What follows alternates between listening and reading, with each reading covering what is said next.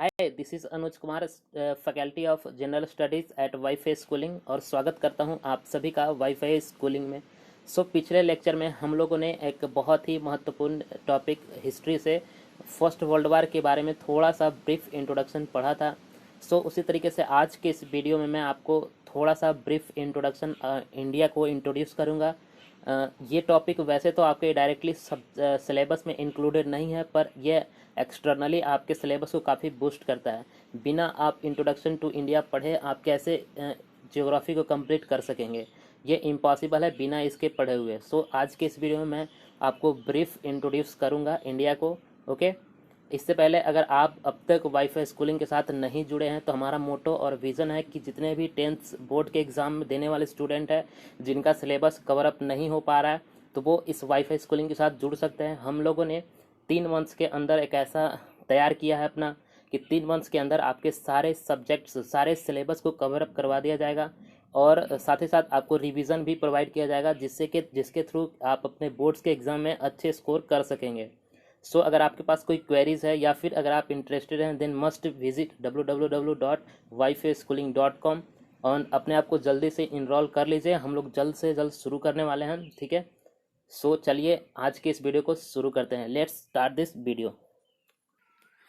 आज हम लोग थोड़ा सा ब्रीफ इंट्रोडक्शन देखने वाले हैं इंडिया के बारे में। वैसे तो ये टॉपिक काफ़ी बड़ा है, अगर इसको पूरा अच्छे से करवाया जाए तो आपको 5 से 6 घंटे में पूरा कंप्लीट होता है, पर जितना आपके सिलेबस के लिए आपके सिलेबस के हिसाब से जितना आपको ज़रूरत है उतना मैं आपको यहाँ पे करवा रहा हूँ। ओके, सबसे पहले हमें अपनी स्थिति को देखना होगा कि हमारा जो प्यारा भारत है वो उसकी स्थिति क्या है, ठीक है।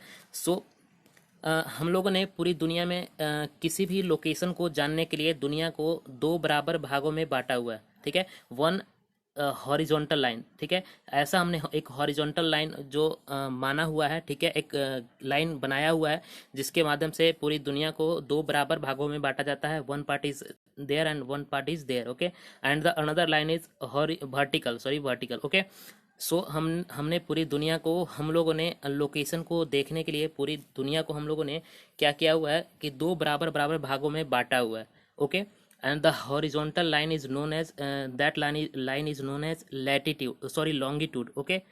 दिस इस लाइन को हम लोग लॉन्गिट्यूड बोलते हैं and that line is known as latitude, okay. ये जो 2 लाइन्स हैं ये पूरी दुनिया को बराबर बराबर भागों में बांटती हैं, ओके। इस तरीके से हमने लोकेशन को जानने के लिए ये चीज़ किया हुआ है। ये जो हॉरिजॉन्टल लाइन है ना, इसके नीचे वाले जो भी पार्ट्स हैं इनको हम बोलते हैं साउथ, ओके, और ये जो हॉरिजॉन्टल लाइंस के ऊपर वाले जो भी पार्ट्स हैं इनको बोलते हैं हम नॉर्थ। ये नॉर्थ डायरेक्शन होता है, ये साउथ डायरेक्शन होता है।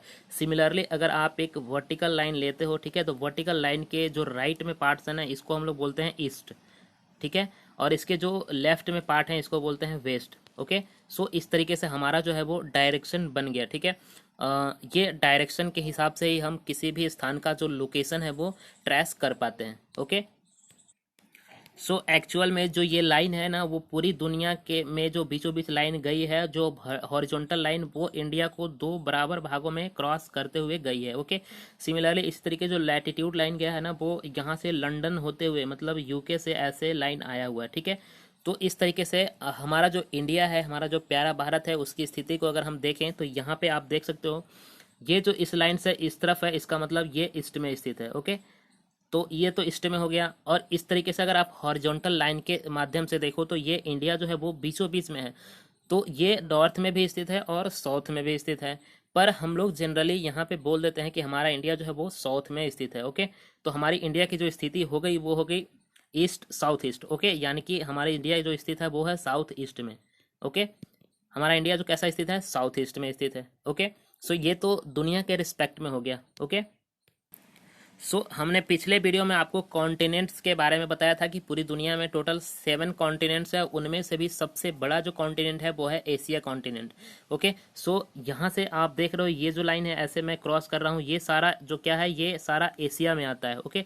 That part is known as Asia महाद्वीप या एशिया कॉन्टिनेंट, ओके, और that part is known as Europe, okay, and that part is known as North America and South America, okay, and that part is known as Australia and that part is known as Antarctica, okay.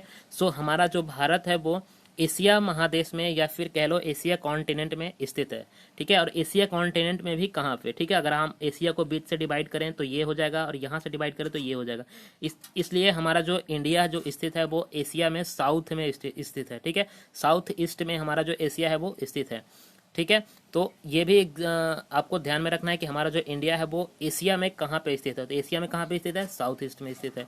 ठीक है, तो ये हम लोगों ने सब कुछ देख लिया अपने इंडिया के बारे में। ओके, सो अब हम लोग देखते हैं कि इंडिया का जो नेबरिंग कंट्री है वो कैसा है। ठीक है, यहाँ पे आप देख रहे हो ये सारा व्हाइट वाला जो पोर्शन देख रहे हो ना, ये सब कुछ क्या, ये सारा कुछ क्या है, ये पानी है, सिर्फ ये पानी है, समुद्र है। ठीक है, और इसमें भी ये वाली जो पार्ट्स आप देख रहे हो ना, ये इसको बोलते हैं इंडियन ओशियन यानी कि हिंद महासागर। ठीक है, ये है प्रशांत महासागर। ठीक है, तो यहाँ पे हम दूसरी मैप जो आप देख पा रहे हो, यहाँ पे ये मैप, इस मैप में हमने बहुत ही अच्छे से दिखाया हुआ है। ठीक है, यहाँ पे जो ये वाली जो पार्ट्स देख रहे हो या आप ये वाली पार्ट्स, इसको हम बोलते हैं पाकिस्तान। ठीक है, ये भी हमारा नेबरिंग कंट्री है। एंड आप अगर नॉर्थ में जाओ तो यहाँ पे आप देख रहे हो ये है नेपाल। ओके, और इसके जस्ट सटा हुआ एक देश है Bhutan. Okay, and that is Bangladesh. Okay, और यहाँ पे एक छोटा सा द्वीप आपको दिख रहा होगा, ये है श्रीलंका। ठीक है, और ये है म्यांमार, ये नेपाल हमने बता ही दिया आपको।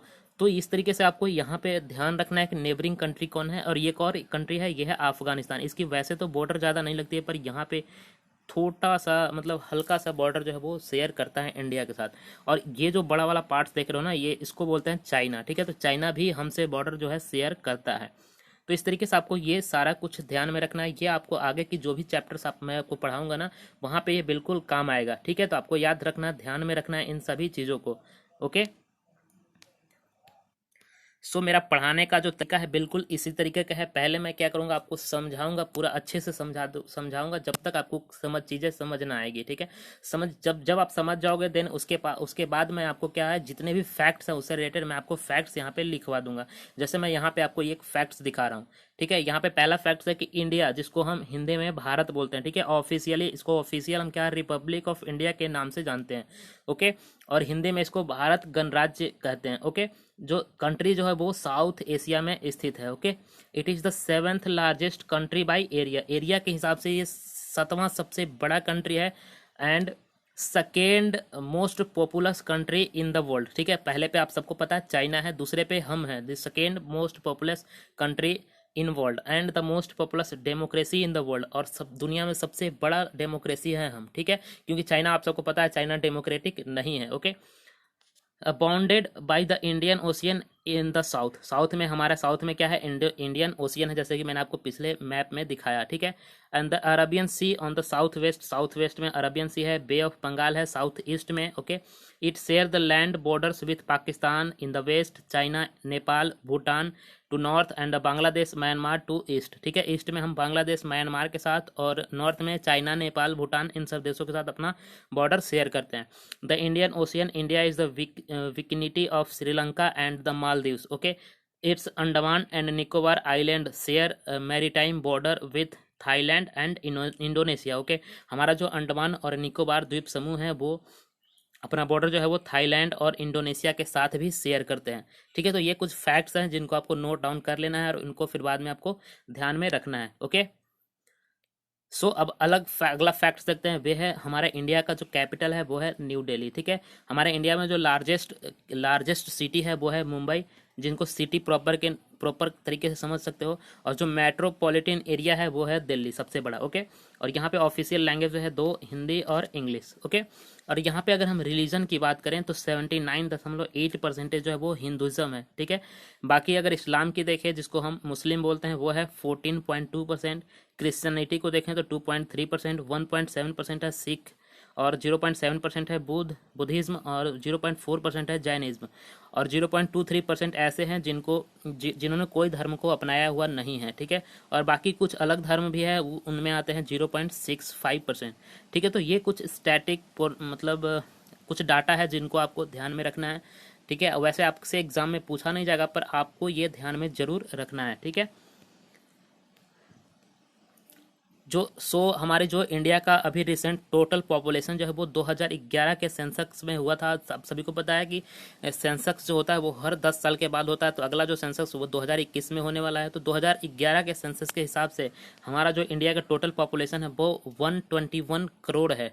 ठीक है, ये अप्रॉक्स है 121 करोड़ है। ओके, अब हम बात करते हैं ऑफिस होल्डर, जो कि 2020 में अभी कौन क्या है ऑफिस होल्डर में क्या है। ठीक है, तो हमारे देश के अभी प्रेसिडेंट हैं रामनाथ कोविंद जी, और वाइस प्रेसिडेंट है वेंकैया नायडू, और प्राइम मिनिस्टर हैं नरेंद्र मोदी। चीफ जस्टिस हैं शरद अरविंद बोबडे, और स्पीकर ऑफ द लोकसभा है ओम बिरला, और लीडर ऑफ राज्यसभा है थावर चंद गहलोत। ठीक है, तो ये भी आपको ऑफिस होल्डर जो है ये याद रखना है अभी के लिए। वैसे तो ये चेंज होते रहते हैं, हर 5 साल के बाद ये चेंज हो जाते हैं। ठीक है, लेकिन अभी के लिए रिसेंट में अगर आप पढ़ रहे हो तो ये आपको थोड़ा सा ध्यान में रखना है। सो आज हम लोगों ने इस वीडियो में सिंपली ब्रीफ इंट्रोडक्शन ले लिया है अपने इंडिया के बारे में, जो आपके आगे आने वाले सिलेबस में जितने भी चैप्टर्स होंगे उसमें ये काम आएंगे। ये डायरेक्टली आपके एग्जाम में नहीं पूछे जाएंगे, पर ये काम आएंगे आपके सिलेबस के हिसाब से ही। ओके, सो ये मैंने आपको करवा दिया। सो आई होप कि आज के इस वीडियो में आपको काफ़ी कुछ सीखने को मिला होगा। और अगर आपने अब तक अपने आप को इनरोल नहीं किया है तो वाईफाई स्कूलिंग के साथ अब जरूर इनरोल हो जाएं। आपके जो सिलेबस है वो 3 मंथ्स के अंदर पूरे पूरे कंप्लीट कर दिए जाएंगे। ठीक है, और साथ ही रिवाइज भी करा दिया जाएगा, जिससे आप एग्ज़ाम में आसानी से और अच्छे स्कोर कर सकेंगे। Okay, so thanks for watching this video. Thanks.